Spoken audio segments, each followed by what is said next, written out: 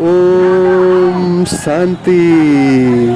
परमपिता शिक्षक सद्गुरु पशुपतिनाथ परमात्मा शिव बाबाको सन्तान हामी आत्मा राजा मन मन्त्री कर्मेन्द्रीय प्रजाहरूलाई सुखद खबर अब छिट्टै नै नेपाल दैवी स्वराज्य स्वर्ग हुन जाँदैछ, जहाँ शिक्षा स्वास्थ्य भोजन घाँस बाँस कपास आधारभूत आवश्यकता सबैले प्राप्त गर्नेछन्। सुन्दर देश नेपाललाई राजा प्रजा हामी सबै मिलेर अझै राम्रो बनाउँदै जानु छ।